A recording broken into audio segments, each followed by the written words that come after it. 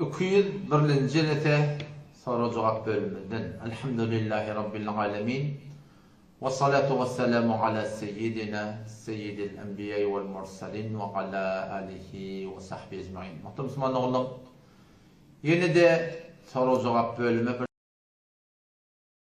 geldim. Yine lakem sağ tarafında TikTok var, bu kaptada Instagram. Adam inşallah Teala bolluğunun soruları bir TikTok'tan, bir Instagram'dan bol hoda benim önümde edilen sorular var, muhim camiye gerekli ürünle. İnşallah soruları orta aktapta evu gideriz. Hava dağıtar soru var mı senin yanında? Şumat yok. Bizimki de yok. Esselamu aleyküm de salam vere orad. Ha bol inşallah Teala. Boliyar. Ve aleykümselam ve rahmetullah. Bu tarzda bir muhim sorun bir şey. Dinimizde, İslam dinimizde icbar etmeklik, zor etmeklik bamiye yok.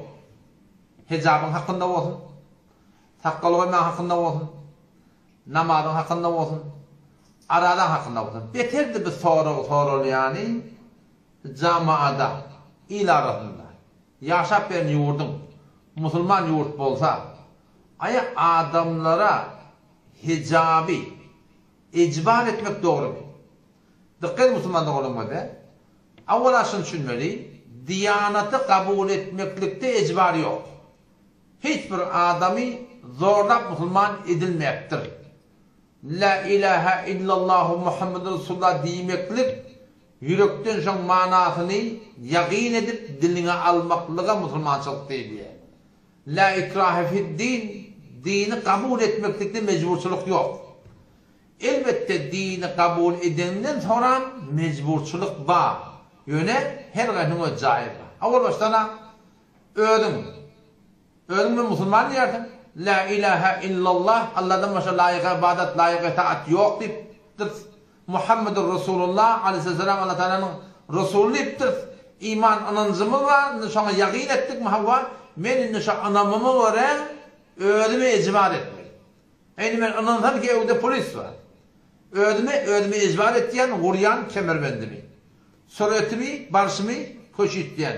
Ödümü icbar ettiyen. Evde polis var, yargıda yalıptı, cerimet diye falan deyip, haber getirip yumruk yanıp oğluncuklu yolun uğruna, evde gelen maşıyla defe ışığını vurup, çırak bala vurup, defe karşını kaldıran yargı edip, evde duha deyse, men katı da var yanmasam, nefsim uğruna maşin halancıya sürüp var yanına olsam, maturi halancıya sürüp var yanına olsam, yürüyen, son korkuyan, o taptan ödme büyüyen, icbar etken, ödme zor etken. Fethonda dinine icbar bami hava, dini kabul etmekte icbar yok, ama dini kabul edenden sonra icbar ba, zor ba. Fark etmeye namaz olsun, fark etmeye arada olsun, fark etmeye dekat olsun, fark etmeye hicab olsun, fark etmeye sakkal olsun, ödüne icbar etmeli. Ödüne zor etmeli. Ey nefis, ödüne diyen ey nefsim, söyleyen dışı, söyleyen dışı. Söyleyen de namaz okuymalı, söyleyen de namaz okuymalı. Halatan da hicabı giymeli, halam hicabı giymeli. Kime ihtiyatın? Ödün nefsine ihtiyatın. Bir avval baştaki icbar. Çünkü adamların nefsi olağan düşman. İkinci icbar var, içer maşgalan. Hem de Müslüman ettiler, oğlum muşama icbar, zor etmeli, hetmin namaz okuymalı. Peygamberimiz deyiptir, 7 yaşında namaz okuyup, 10 yaşında okuymadı uğrum deyiptir. Çünkü şu terbiyeti bizim boyumuzda. Şu terbiyeti bizim boyumuzda icbar etmeli. Ön nefsine icbar etsin yani, denan oğlan muşama da doğruna icbar etmeklik gerek namazına, aradasına, dadına, kamıldırsın gayet. Üçüncü muratba, milletin hakkında. Milletin hakkında. Elbette, içer maşgala icbar etmeliliğimde vurmalı yençmeklik bir yollar. O yollar, o bir, yani bir kaptanlı bir siyaset gerek. Asıl içer maşgala denen oğlan uşak giydin, dina, diyanatı, hicaba, imana, kaim olacak o da öyle talim olmalı. Öyle düşündürmeli. Kav duygu vermeli. İmanın, din, diyanatın gururun vermeli. Öyle bilmem ne. şoları şu duyga düşme getirmeli. Ecbar etmeliğimde hetmin zorlap getirmeli ki bir keyfi yok ahim. O manada değil. Ha zır etmeyecek olsa olayda bir kurum. Ondan çalmılamalı zayinli bulur, siyaset de zayinli gelmeli bulur. Yani asıl içer maşgalani öldüm teyyarlamalı sorar. Yani korona gelende ne yaparım? Köp adam teyyar devletlerine teyyar olurlar. Şu tuğratını duygularını muhtemelen zahmet çekip teyyarlamalı. Bir iki merhale. Ödüne ecbar, içer maşgalana da öd zayinli ecbar gerek. Üstünde milletin hakkında. Milletin hakkında bizim ecbarı gücümü satmıyor. Millete bildiğine aydıp başarıyaz. Deyip başarıyaz. Kavluk bunun tüycük gün. Etse eder, etmez etmez. Yine bir sözde öyle, öl hakkımızda mesuliyetimiz var. Cami'a milletin hakkında memuriyetimiz var. Öl hakkında sen mesul. Kıyametin sonra olacak. Mesulun manası. Peygamber'den de kullukum ra'in. Hem yani çoğansınız. Ve kullukum mesulan ra'yeti. Her kim öyle elin aşağıdaki sonra olacak. Peygamber'in öl hakkında sonra olacak. Etçer maşkalam hakkında sonra olacak. Eti kıyametim olacak hakkında. Ama ilin hakkında bizim memuriyetimiz var. Öl hakkında mesuliyetim var. Cami'nin kıbalına memuriyetim var. Aydarsın diyorsun. Kabul etse ediptir etmeli öyle kabul.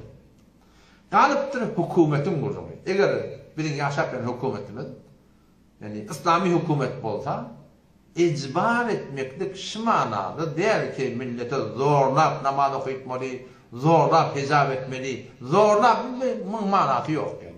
Eğer o zor suretinde eğer cami'a hüküm yürütmeli olsa, o Peygamber'in tertibi değil. Peygamber'in tertibi iman, ahlak kök edip, amal kök edip, millete teşvik edip, tergib edip, hevatlendir, talimler kök edip, şu suretinde milleti şu yola gelmekine alat etmeli. Elbette içinde haydi bir bolgunçuluk takette iyinin ardından arak satacak olsa ona icbar etmeli olur. İyinin arasında yalan açık milletin cavanını kıyırlar gomrah edecek o da ona icbar etmeli olur.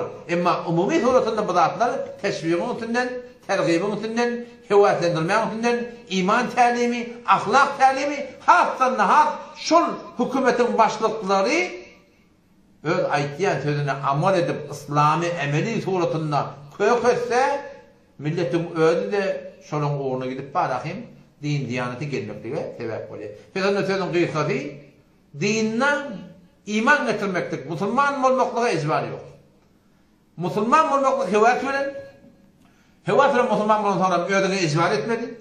Eçer maşgala oğlan sana öl cahili edip terbiyeti öğretip etmeyecek yerini öl kadarına icbar etmedi. Zaman kıbalında adamdan daşördeki yurttaki yapan adamın hakkında bizim mesuliyetimiz öl hakkında onun hakkında memuriyetimiz var. Aytmaklık yemeklik. Hükümetimiz doğru İslam hükümeti ehl-i sünnet cemaat. Ya haydi bir hükümeti ki İslam meniptu o da icbar şekil milleti doğru edip yok. Bu tertipler belki edep bilen, hormat bilen, talim asmadılar. Aynı doğrultusunda din talimatlarda şu kurum tebliğatla bilen olmalı. Elbette içinde bir bozumculuk edecek o da hakkı yok. Hükümet İslami'de bir adamın zor etmiş o adamı ki arak tatacak olsa. Hakkı yok. Camiada bir hicap gelecek olsa. Camiada evhaşkar günah edecek olsa hükümetin vazifesi şu adamın hakkında icbar etmek. Hop. Dağıtan kıyanda sonra var mı? Neme, ahunamın öz soruğum var. Ayda. Versem olur mu? Ayda. Şumat misal için farz namazlardan 4 rekat farz namazlar öyle. Hava. Şoň 2 rekatdan soň ettehiyatdan soň turup durun şoň soňundan at bir soruq bertleri şu 3-tügünden bilen ok 4-tügünden bilen ok misal için birden her ettehiyatın 3-nji röýdüp ettehiyatny okap tamam etse bir rekat kem bolurýdy. Yok 4 röýt beni turup nemesitini artyk bolurýdy. Şunu näýe etmeli bolýan? Hava da soruq şuňsune ki bir musulman doğamız 4 rekat namazda durupdyr. Ya fark etmeýär men bunu hak etdirýän. 2 rekat namazda durupdyr.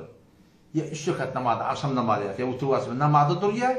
Indi 2 rekatyny hakka bilýär. Ya 1 rekatın 2-nji rekatın bir haýsy rekatdeligini 2-njiden ha 3-njiden ha 3-njiden ha 4-njiden ha soňky ha ya bir kim galmy ha şu arada başagaýlap duran adamın hukmu näme? Fark etmeýär. Haýdy bir namazda bolsun, haýdy bir rekatda bolsun. Şol adam eger awwalky edip ömründe şeýle bolup duran bolsa, ol adam namazda haýdy bir duran ýagdaýynda "Assalamu alaykum we rahmetullah. Assalamu alaykum we rahmetullah." Salam verir, fark etmiyor teşekkür o nereye yazıyor onu? Namazın yamaşadığını okuyayım. O adam avval baştan şeyle olamadı. Şu adı şey 10 yıl 5 yıl falan namaz kıyım bolan da diyor. Bir de şeyle oldu mu? Namazın salam bilen bolup namazın yamaşadan başlamadı. Ama yok bir hali şimdi bolup 15 günden vaktin başa gayriye namazda neme ka? Onna gümenin köfünü ire. 2 mıka, 3 mıka, 3 mıka, 4 mıka. Şu duda başa gaylap gümenin köfü birini gitse şu bilen git ye. Yok gümenin köfü gidebilmeyen o bir yeri. Onu ne etmeli? Ağzından tutmalı. Ağzından tutup da namazını tökülüp de ahırda ettehiyyatını okuydu. Bir tarafına salam verip secdeyi sehv etmeli 2 sefer. Yamaçtan oturup töketmeli. Şu tuğratında başa gaylan tuğratında ağzından tutup şu tuğratına köpüne gitti gidiverdi. O tarzı seysev yardımı düşüne oraya yok. Ama ağzından tutsa yüdeyi şeyle ki ama 3 mü 2 mi? 3 mü 4 mi? Ha 2 de iddiamlı. 3 mü 4 mü 3 deydi. Geldiye namaz 3'ten başlayıp töketiye ahırda seysev etiye töketiye şimdi namaz kamil oldu suratından bitti yani. Hop.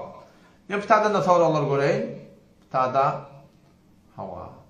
Maşatterde bir tane deyiptir ki yağın yağmanlığı diye. Doğa edin deyiptir da. Maşatcan Allah Teala Rahman Allah'ın kardeşime sana ne değil. Şu boltturun günah karşılık bile mara. Bizim dirhemimizin mara daş yağmadan arıyor ola. Sen yağın diyor. Bizim Türkmen iliminde her şey olur biliyor musun? Bilmeyenle etiketliyorlar. Gülüm diyanatın kurduğunda onun ki dinmene iş yok. İşi içi olurdu, işi kızak olurdu, utan olurdu, gitan olurdu. Halal haram farkını da olan gurrun de. Gurrun dinleyip veren adamlar. Bilmeyen bedgat etiketliyorlar. Bilmeyenle de bilip bedgatları etiketliyorlar. Yani bilip bedgat etkiyorlar, o bedgat etme diyenlere karşı durup solun yanında barmağı olup yamanlak etkiyorlar. Rahmat nereden inmiyor adam? Rahmat nereden inmiyor? Yani inşallah bolyan. Gözüsün inşallah. Men günahkar doğa kavul olacak olan şaşırıcı doğa değil. Yöne boltturun yağday katı elbet yağday. Bu tarzda Müslümanlığın bir sorattı. Ki sigat atmak doğru mu bitti. Dikkat Müslümanlığın da şeriat uğurda, haysi birda bir de zereri bağ olsa şon satmak halal değil. Fark etmeye tiryek olsun, arak olsun.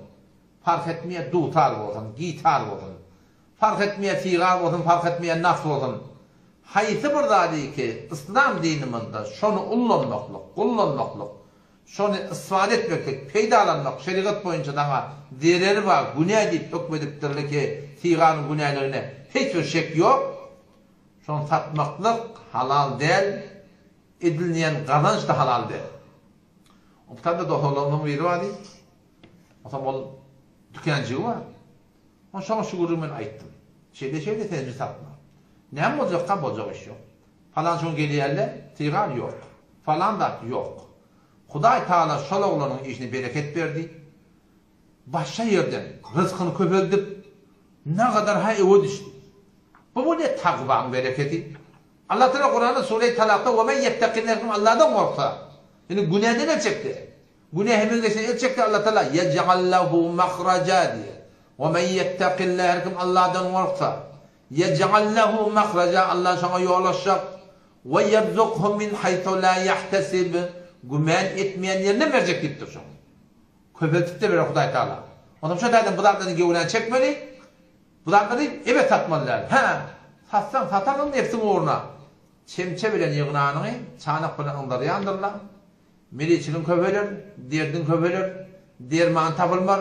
Bu tarzdan satsan satardım.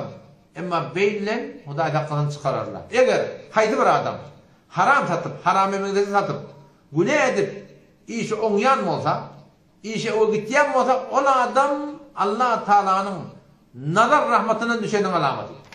Peygamberimiz diyor, İza aradallahu yu'til abd ala ma'asihi. Huday Teala muamelatını bir benne bilen, Peygamberimiz ettir. Huday Teala muamelatını bir benne bilen şforun ortan. Günah edip gelip diyor. Namaz yok, aradı yok, zikir yok, talavat yok, arak, sigar, tiryek. Haydi. Yine de Huday Teala şon aydanını beliyemi. Huday Teala'nın gözünden düşenin alametıdır deyiptir. Ondan Allah Teala